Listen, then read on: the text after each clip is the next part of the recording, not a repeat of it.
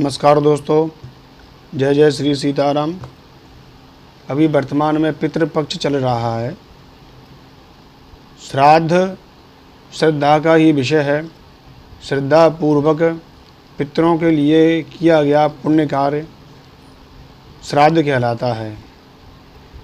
वर्तमान में सभी लोग अपने घर में किसी प्रकार भी अपनी सामर्थ्य अनुसार पितरों को प्रसन्न करने के लिए यथासंभव उपाय कर रहे हैं। कई बार ऐसा होता है कि हम शास्त्र विधि से उपाय ना करने के कारण उस लाभ से वंचित रह जाते हैं। इसलिए मैं आपको श्राद्ध के विषय में कुछ विशेष जानकारियाँ आपको सूक्ष्म रूप में बताना चाहता हूँ और इन जानकारियों से आप हम सभी लाभान्वित होंगे, मुझे ऐसा विश्वास है। पहली बात कि हो सके आपके पास कितना भी धन हो, आप कितने धनी हों, लेकिन श्राद्ध को श्रद्धा के साथ में ही करें। आपके मन में श्रद्धा नहीं है पितरों के प्रति तो श्राद्ध करने का आपका कोई मतलब नहीं निकलेगा। इसलिए श्राद्ध धन से नहीं मन से किया जाता है। श्राद्ध मन से करें और अत्यधिक धनिक होने पर भी श्राद्ध का विस्तार नहीं करना चाहिए। देवकर्म में कम से कम 2 और पितृकर्म में विषम संख्या में ब्राह्मणों को निमंत्रण देना चाहिए। श्राद्ध में 3 वस्तुएं बहुत ही पवित्र हैं। इनका भी श्राद्ध में जब भी आप श्राद्ध करें, वार्षिक श्राद्ध करें, पितृपक्ष में श्राद्ध करें, 6 तिथि पर श्राद्ध करें, तो इनका विशेष ध्यान रखें। पहला दोहित्र अर्थात पुत्री का पुत्र, दूसरा काले तिल, तीसरा कुतुब काल। कुतुब काल मध्याह्न का वो समय है जब पितर लोग हमारे घर में विशेष रूप से वायु रूप में आ जाते हैं। कुतुब काल दिन के लगभग 11:36 से 12:24 तक कुतुब काल रहता है। इस काल में ही ब्राह्मणों को भोजन इत्यादि कराना चाहिए। ब्राह्मण के मुख से देवता हव्य और पितर लोग कव्य ग्रहण करते हैं। श्राद्ध में किन वस्तुओं का दान करना चाहिए? श्राद्ध में विशेष रूप से तिली है, अन्नदान है, वस्त्र दान है और चांदी का दान भी पितरों को बहुत प्रसन्नता देने वाला है। आप कोई भी श्राद्ध कर्म कर रहे हैं, तर्पण कर रहे हैं, पिंड दान कर रहे हैं, उस समय भी चांदी का रहना पितरों को बहुत ही प्रसन्नता देता है।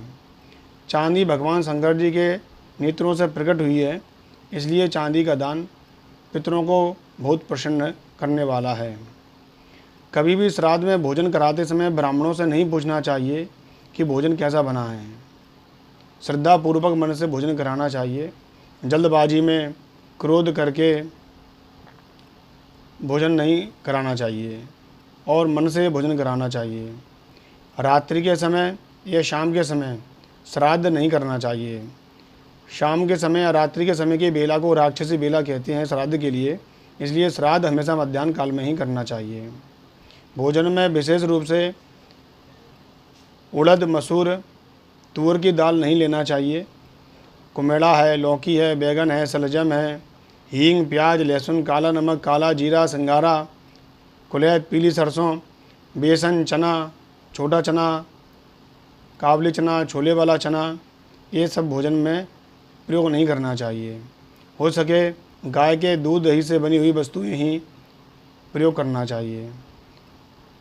दोस्तों, यह बहुत आवश्यक है कि पितरों का सम्मान देना।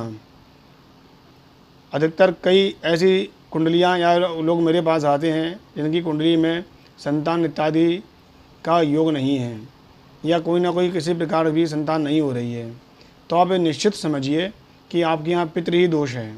इसलिए ना और कहीं ना जाते हुए पहले पितरों को सम्मान देने का, उनको मनाने का प्रयास कीजिए।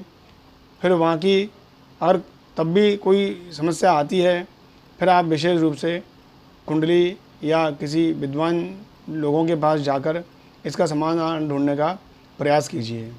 नमस्कार दोस्तों, आपका इसी प्रकार सहयोग मिलता रहे और मैं आपको कर्मकांड की, ज्योतिष की, आध्यात्म की अपने अल्प ज्ञान से आपको देने का प्रयास कर सकूं। यही मेरी आशा है। जय जय श्री सीताराम। नमस्कार दोस्तों।